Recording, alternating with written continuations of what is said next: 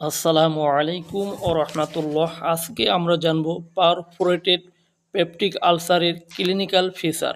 রোগীর peptic ulcer বা typhoid জ্বরের পূর্ব ইতিহাসে সম্ভাবনা থাকে। রোগী ফ্যাকাশে, দুশ্চিন্তাগ্রস্ত এবং নড়াচড়া করতে চায় না।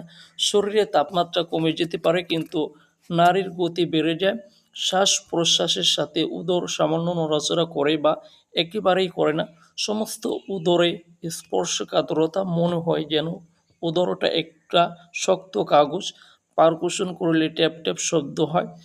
ডায়াফ্রাম ইরিটেশন হলে কাঁধে ব্যথা হতে পারে।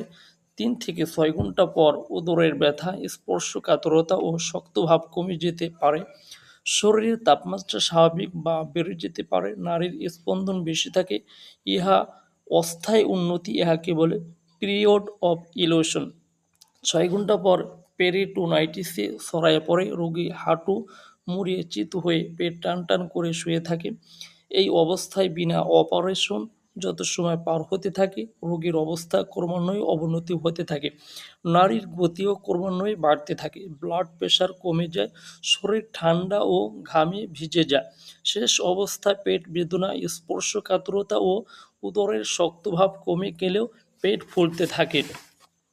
পারফোরেটেড পেপটিক আলসারের চিকিৎসা। অপারেশনের জেনারেল কন্ডিশন অনুকূলে থাকলে একমাত্র চিকিৎসা রোগীকে অজ্ঞান করিয়া ল্যাপারেটমি বা ছিদ্রের সার্জিক্যাল রিপেয়ার। যেসব রোগী অনেক দেরিতে আসে, অপারেশন করার মতো অবস্থা না থাকে, তবে সেক্ষেত্রে রক্ষণশীল ওষুধ দেওয়া হয়, যেমন ড্রিপ, সাকশন এবং অ্যান্টিবায়োটিক। লক্ষণ অনুসারে হোমিও ওষুধ মাক্সল, ল্যাকেসিস, বেলেডোনা, ব্রায়োনা।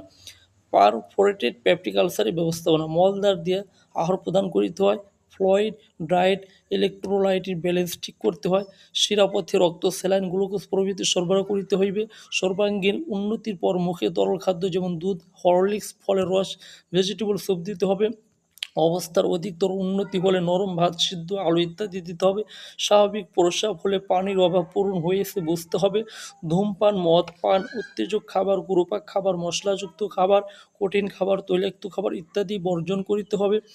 ইনটেস্টাইনাল পারফেকশনের কারণ। বর্তমান অধিকাংশ পারফেকশনের জন্য দায়ী হলো ন্যাসিড জাতীয় ওষুধ। পূর্বে টাইফয়েড জ্বরের ইতিহাস থাকলে পেপটিক আলসার বারবার হলে আঘাতপ্রাপ্তি, ধূমপান, মদ, উত্তেজক খাবার, গুরুপাক খাবার, অতিরিক্ত মশলাযুক্ত খাবার, তৈলাক্ত খাবার ইত্যাদি এগুলো হলে এ এগুলো হওয়ার সম্ভাবনা আছে। বর্তমানে অধিকাংশ পারফোরেশনের জন্য দায়ী হলো ন্যাসিড জাতীয় ওষুধ। তাহলে আমাদের বিরত থাকতে হবে। ভিডিওটি ভালো লাগলে আপনারা শেয়ার করে দিন। সকলকে অসংখ্য অসংখ্য ধন্যবাদ। আসসালামু আলাইকুম ও রহমতুল্লাহি তাআলা ও বারাকাতুহু।